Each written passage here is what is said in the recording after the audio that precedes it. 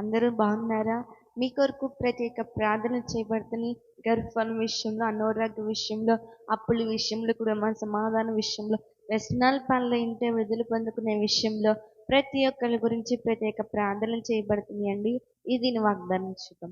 కీర్తన గ్రంథము 97 అధ్యాయము 11 వచనము. యథార్థ హృదయముల కొరకు ఆనందమును విత్తబడి ఉన్నది.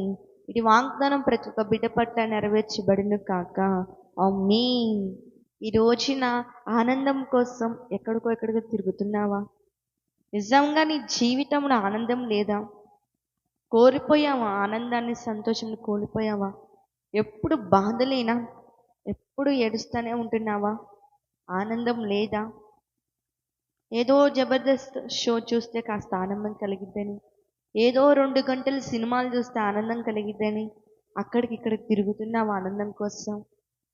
ఈ రోజున బాధల్లోనే ఉన్నా, ఎప్పుడు కష్టాలే. నిజంగా నా జీవితంలో ఆనందం కలగచేసేవారు లేరా అని అంటే నా దేవుడు నీతో మాట్లాడుతున్నాడు. ఈ రోజున నువ్వు ఆనందం కోసం ఇక్కడికి తిరగడం వేస్ట్, టైం వేస్ట్. అది రోజు నువ్వు యథార్థ హృదయముతో ఉంటే, యథార్థ హృదయముల కొరకు ఆనందం విత్తబడి ఉంది. అది విత్తేశాడు, ఆయన విత్తాడు. ఒక మొక్క నాటాడు, ఆనందం అనే మొక్క నాటాడు నీ పట్ల. ఎప్పుడు నువ్వు యథార్థంగా ఉన్నప్పుడు నీకు ఆనందం చేస్తాడు. యథార్థంగా ప్రార్థిస్తున్నావా? యథార్థంగా ఉంటున్నావా? యథార్థవంతుల కొరకు ఆయన కనుదృష్టి లోకమంతా సంసరిస్తుంది. నీకు తెలుసా? రోజు నువ్వు బాధల్లో ఉంటే నీకు ఆనందం చేయాలనుకుంటున్నాడు. ఆనందంతో నిన్ను నింపుదాం అనుకుంటున్నాడు. ఆ రోజున శారమ్మని అన్నాడు, ఏమని? నీ నోటి నిండా నవ్వు ఉండును కాక అన్నాడు.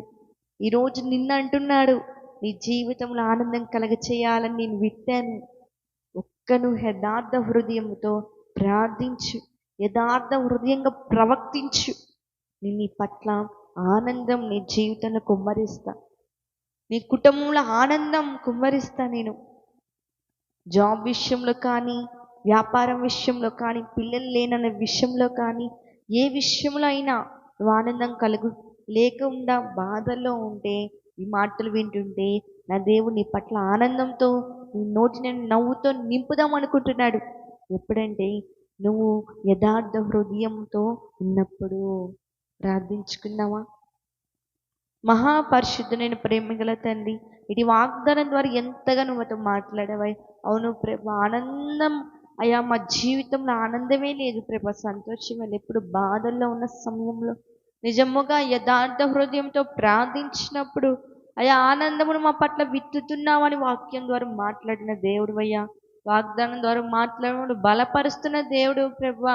మేము యథార్థ హృదయంతో ప్రార్థించు కృప, ప్రవర్తించు కృప దయచేయండి అయ్యా. మా జీవితంలో మాకు, మా కుటుంబానందరికీ ఆనందం నీవే చేయమని ప్రార్థిస్తున్నాం నైనా. యేసు అతి పరిశుద్ధుడైన ప్రార్థించి అడిగి వేడుకుంటున్నాం మా పరమ తండ్రి. ఆమేన్. ప్రైజ్ లార్డ్ అండి.